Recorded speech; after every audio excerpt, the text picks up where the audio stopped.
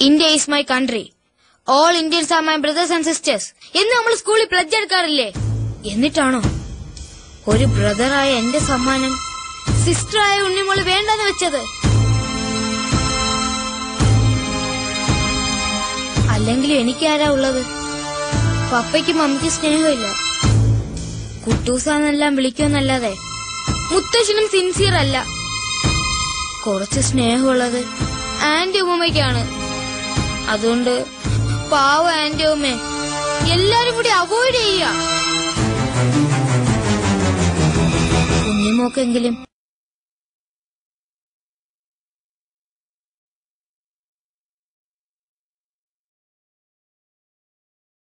Reject ചെയ്യുമായിരുന്നോ? പഠിക്കാനൊരു interest ഒക്കെ ഉണ്ടായി വന്നതാ, എല്ലാം പോയി. മനുഷ്യൻ നന്നാവെന്ന് വിചാരിച്ചാലും സമ്മതിക്കില്ല. ആരും ഇല്ലാത്തവൻ എന്തിനു നന്നാവണം?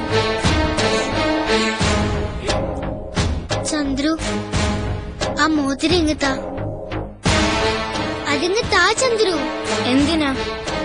എനിക്ക് വേണം. വേണ്ടാന്ന് സീമാൻറ്റി പറഞ്ഞതല്ലേ? സാരമില്ല, സ്നേഹം കൊണ്ട് ചന്ദ്രു എനിക്ക് തന്നെയല്ലേ, ഞാൻ സൂക്ഷിച്ചു വെച്ചോളാം. താ.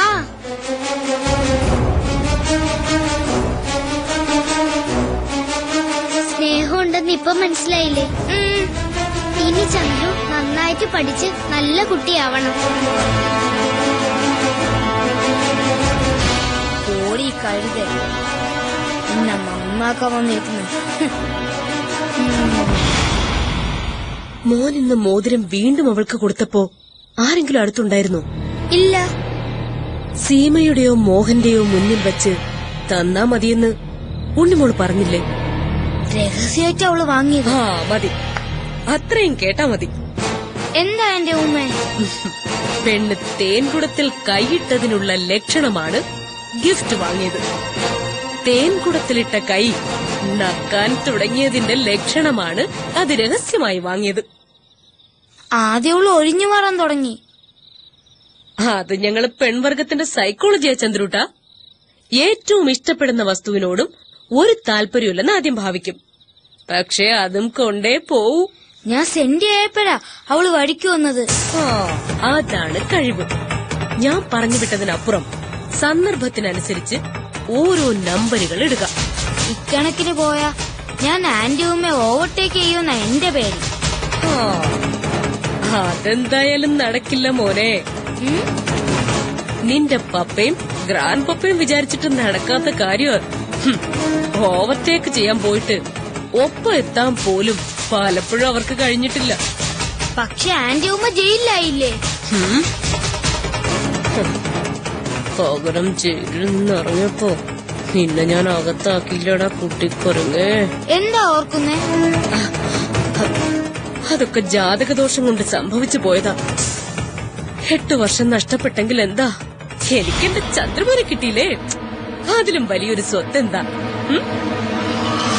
ഉണ്ണിമോൾ ആ മോതിരം എന്ത് ചെയ്തിട്ടുണ്ടാവും? ഏറ്റവും മുഖ്യമായ ഒരു ചോദ്യമാണ് ഇപ്പൊ മോൻ ചോദിച്ചത്. വെരി ഗുഡ്, നീ മിടുക്കനാടാ.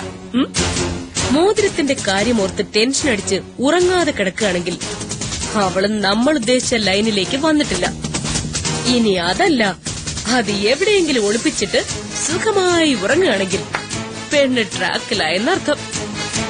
അതറിഞ്ഞിട്ട് വേണം ഇനി അടുത്ത സ്റ്റെപ്പ് പ്ലാൻ ചെയ്യാൻ. നമ്മൾ വിചാരിച്ചതുപോലെ കാര്യങ്ങൾ മുന്നോട്ട് പോകും. എനിക്ക് കോൺഫിഡൻസ് ഉണ്ട്.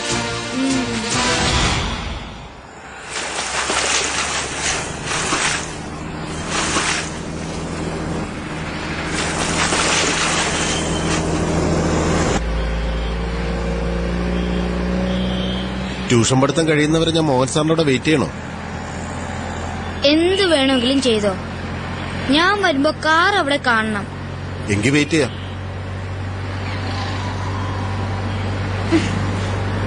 കുറച്ചുകൂടി സ്പീഡ് ആവാം. പപ്പ പറഞ്ഞാലും ഒരു 5 കിലോമീറ്റർ സ്പീഡിലാണ് ഞാൻ ചവിട്ടിയിരിക്കുന്നത്. ഓ,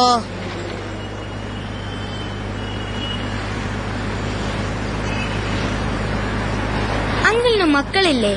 കൊണ്ടുപോനെ. ചന്ദ്രുവിനേക്കാൾ 1 വയസ്സ് കുറവേ ഉള്ളൂ. അവനെ കൂടി രാവിലെ കൊണ്ടുവന്ന എന്താ? എനിക്കൊരു കമ്പനി ആവുമല്ലോ.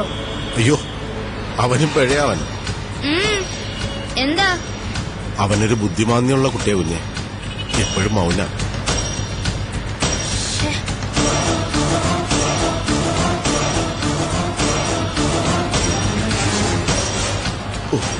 വിശ്വസിച്ചു തോന്നുന്നേ. രക്ഷപ്പെട്ടു.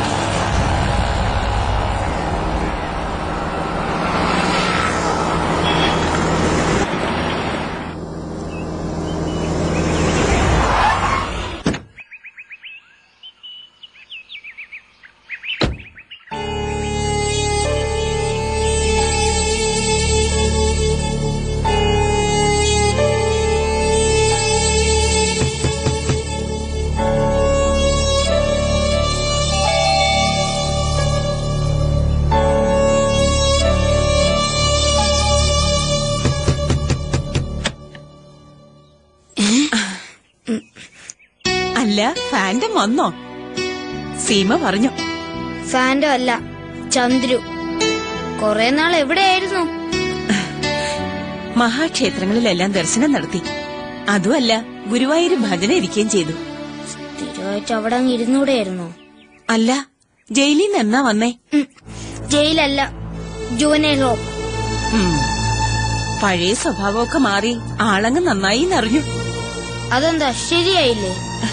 ശരിയായി, ശരിയായി. അങ്ങനെ തന്നെ വേണം. നല്ല കുട്ടിയായിരിക്കണം. കൃഷ്ണ, ഗുരുവായൂരപ്പ. എനിക്ക് കുറച്ച് പഠിക്കാനുണ്ട്.